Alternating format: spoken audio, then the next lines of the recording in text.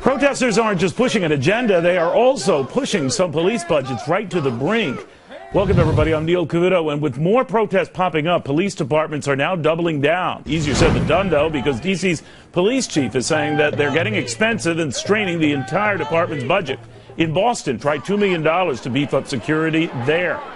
It's the potential for violence that's driving up these renewed costs. A matter of dollars and cents that's making no sense. We go now to Ben Stein and Charles Payne, Dagan McDowell, along with Adam Lashinsky and Charlie Gasparino. Charles Payne, this is getting to be really pricey, and now we're understanding it's getting to be really necessary because of the excessive violence. Sure. And here's the thing. There's a lot of different ironies here on that particular part. The irony that the police have to be paid double overtime. The protesters hate the police. Guess what? The police are being paid double overtime. The money comes out of city coffers, which might have gone to a neighborhood after-school program or to a pre-K program or to some sort of free lunch program. So you're draining the system. You're rewarding the people that you say you have animosity against, and you're making an entire town and city financially and securely more vulnerable. How crazy is this? How ultimately it backfires. Dagan? Incredibly disturbing the direction that some of these protests have taken. I have no problem with peaceful protests and paying the police forces to basically ensure that they are indeed peaceful. But how disgusting is it when you have people like those in New York City chanting, what do we want? Yeah. Dead cops. Yeah. When do we want them now? Yeah. And then and police officers being attacked, and then they are paid to then protect those protesters. That's got to stop. Period. Well, apparently that's what's driving up the cost, because it used to be protests are an American right, to take its point, but because Ferguson in New York, some of them got a little nasty.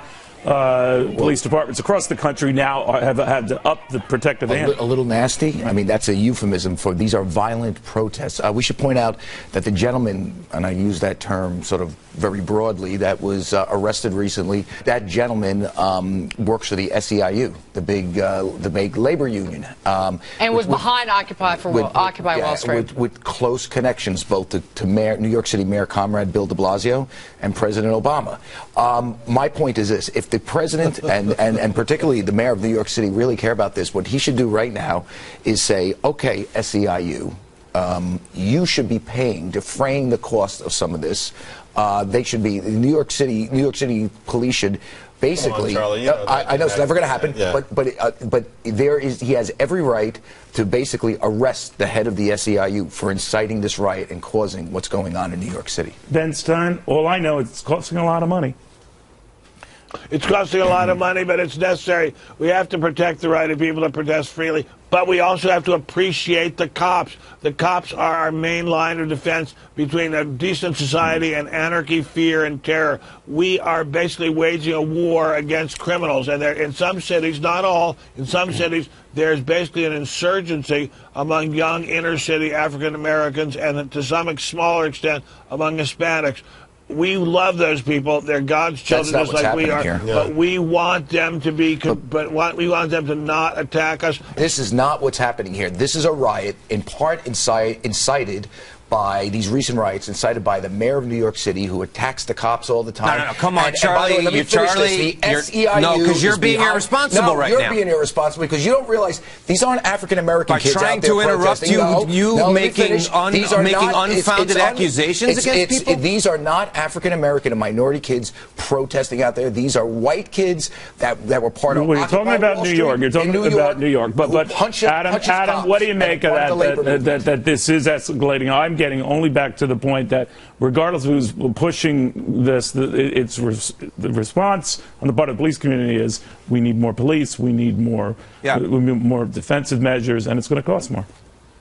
Well, the point that we should belabor, Ben made it for a moment, which is this is the bedrock of American democracy, the right to protest. So we not only want to support that right, but we want to celebrate that right. And you want to celebrate what happened in New York City. Hold on, let me finish. Let me finish. That's disgusting. That there is an expense involved in having protest is absolutely something we should embrace. It's going to ebb and flow. Sometimes it will be more expensive, sometimes less. Where people are committing crime, crimes, we punish them. Think about how They're irresponsible criminals. this is of the left to say, let's celebrate what went on in Ferguson. Let's celebrate what's going on in New York City.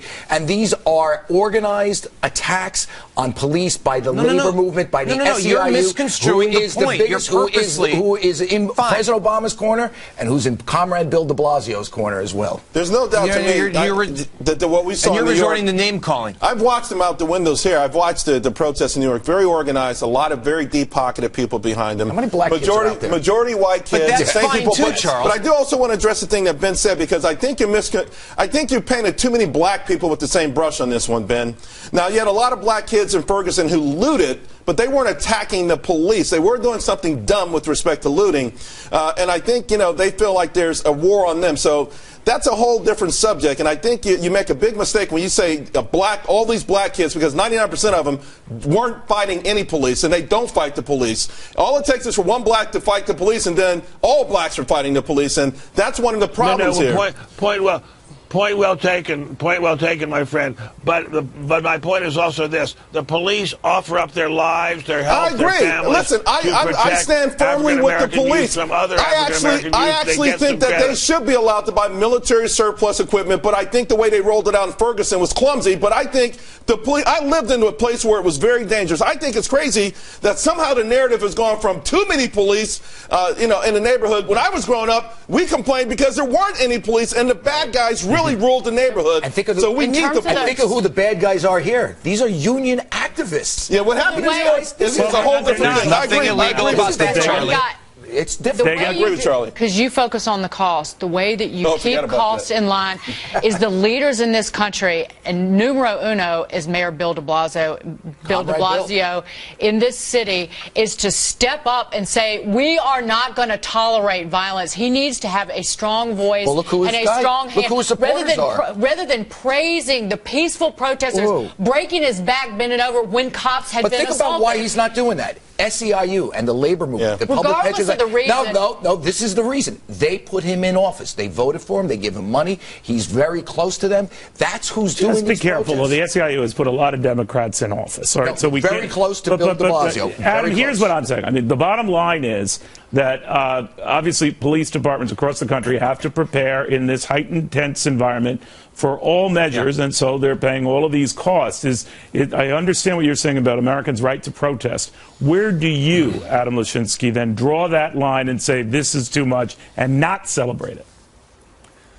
You draw the. I think as a people, we get to say what we think is excessive. So, for example, the Occupy movements went on for weeks and months in multiple cities throughout the country, and then there came a point where the administration, I think Bloomberg in New York, said, you know what?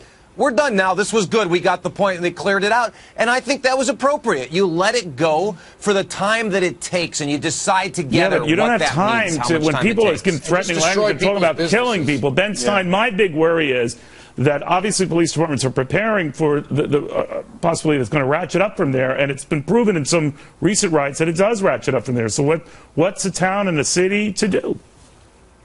They have to spend the money. I mean, there's no excuse for not allowing peaceful protest. But where it becomes violent, crack down. Where it goes on and on and on, it just becomes a holiday for upper class school children to live around a campfire and make drugs and make love. Close it down. But the right to peaceful protest is absolutely vital. But see, you guys are suggesting this is not organized.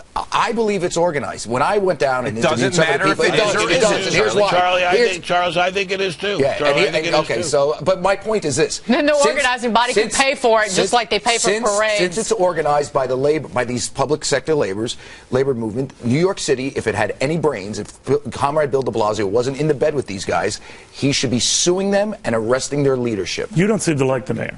I think he's a communist. Okay, gotcha.